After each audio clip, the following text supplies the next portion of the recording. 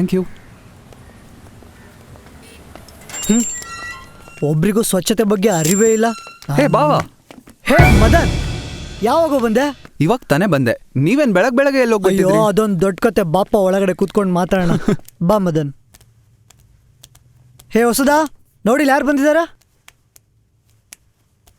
ಹೇ ಮದನ್, ಹೇಗಿದೆಯೋ? ಹಾಯ್ ಅಕ್ಕ, ನಾನ್ ಚೆನ್ನಾಗಿದ್ದೀನಿ. ನೀನ್ ಹೇಗಿದ್ಯಾ? ನಾನ್ ಚೆನ್ನಾಗಿದ್ದೀನಿ. ಹಾಯ್ ಪುಟ್ಟಿ, ಹೇಗಿದ್ಯಾ? ಚೆನ್ನಾಗಿದ್ದೀನಿ.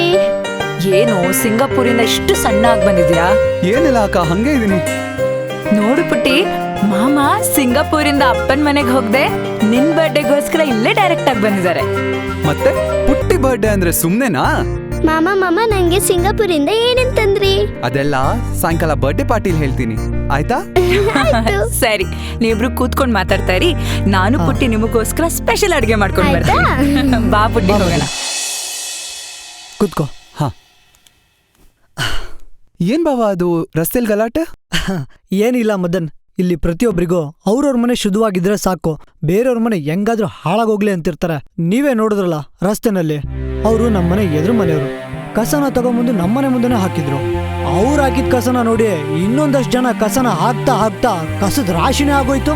ಅದನ್ನ ಕ್ಲಿಯರ್ ಮಾಡಪ್ಪ ಅಂತ ಹೇಳಿದ್ರೆ ದೊಡ್ಡ ಗಲಾಟೆನೇ ಆಗೋಯ್ತು. ಹೂ ಬಾವ, ನಾನು ಬರ್ಬೇಕಾದ್ರೆ ನೋಡ್ದೆ ಬೆಂಗಳೂರಿನಲ್ಲಿ ಎಲ್ಲಂದ್ರಲ್ಲಿ ಕಸ ಹಾಕಿದ್ದಾರೆ. Full pollution. ಇದನ್ ಯಾರು ಚೇಂಜೇ ಮಾಡಕ್ಕಾಗಲ್ವಾ?